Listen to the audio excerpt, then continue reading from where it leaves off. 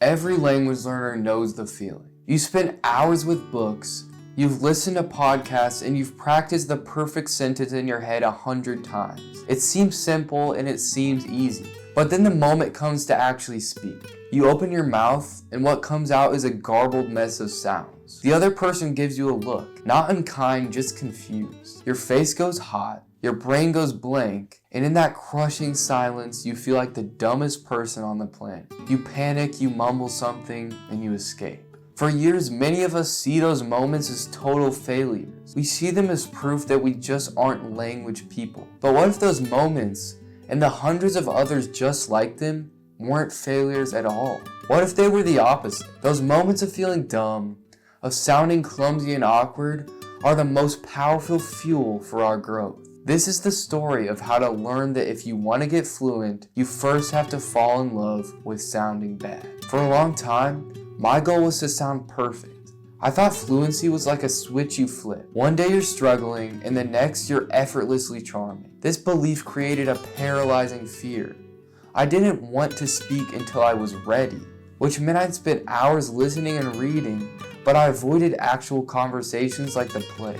Why? Because speaking meant making mistakes, and making mistakes felt like proving my own inadequacy.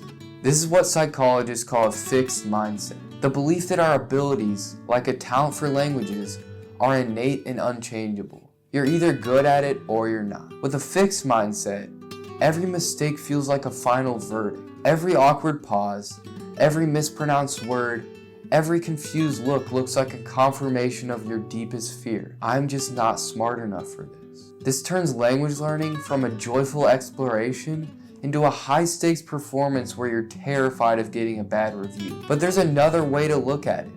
A growth mindset. This is the core belief that you can develop your abilities through dedication, effort, and learning from your mistakes. It reframes the entire experience. Someone with the growth mindset doesn't say, I'm bad at languages. They say, I'm not good at languages yet. They see challenges not as threats, but as opportunities to get better. If you're never making mistakes, you're not really learning. You're just staying in your comfort zone. Embracing a growth mindset means understanding that fluency isn't a destination you arrive at flawlessly. It's a messy, beautiful journey built on a mountain of awkward and broken sentences. Here's the thing my perfectionist brain refused to believe. Making mistakes isn't just a necessary evil. It's a scientifically proven accelerator for learning. It turns out that struggling, failing, and correcting yourself is one of the most effective things you can do for your brain. When you try to say something, get it wrong, and then get it corrected, your brain pays special attention. Neurologically, this process of error and correction forges stronger, more durable neural pathways. Think about it. You probably don't remember the 500th time you used a word correctly, but you almost certainly remember that one time you used it completely wrong and had a funny or embarrassing moment. That's not a coincidence. Research shows that corrected mistakes are remembered far more effectively than information that was passively absorbed correctly the first time. Each mistake is like a highlighter, drawing your brain's attention to the exact spot where you can grow next. Plus, the act of trying and failing promotes what's called active learning or active recall. Passively listening to a podcast is helpful, but it's only one piece of the puzzle. The real magic happens when you actively try to form a sentence, search for a word, maybe get it wrong. That struggle forces your brain to work harder and process the language on a deeper level. That moment you completely lose your train of thought in a conversation, that is your brain at the gym. It's uncomfortable, you might feel weak, but that's the workout. It's what builds linguistic muscle. If everything you hear and say is easy, you are not growing, you're just reviewing. No matter where you are on your language journey, the fear of sounding dumb is universal.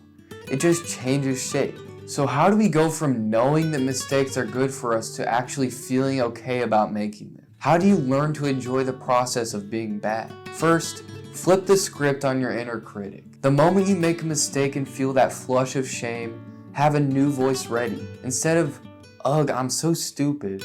Consciously replace it with, this is what growth feels like, or nice, I just found something new to learn. It feels silly at first, but your brain listens to what you tell it. Treat every mistake not as a failure, but as a data point. Second, set embarrassment goals, not perfection goals. This totally changed the game for me.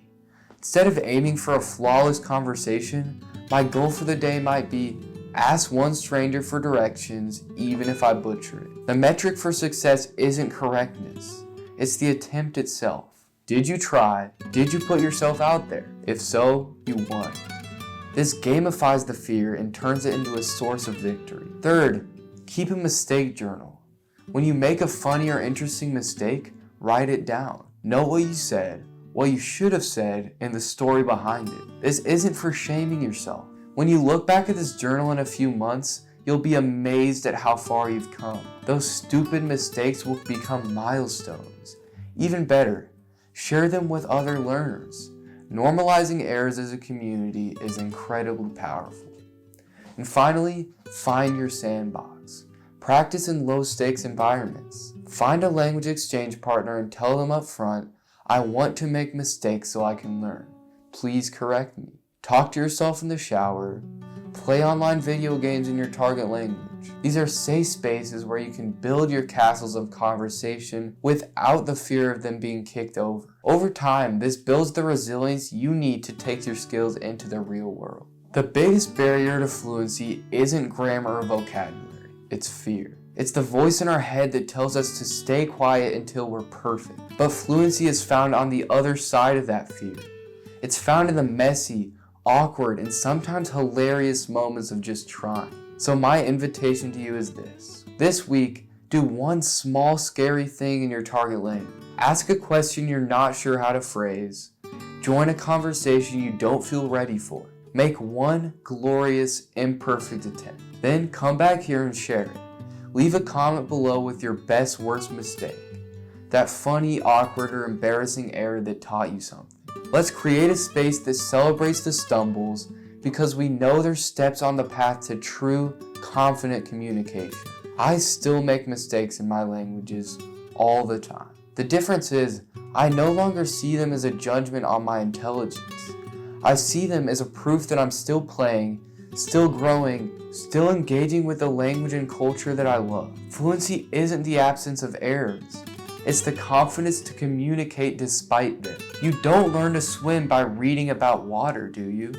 You learn by jumping in, flailing around, and swallowing a little water until one day you find that you're floating.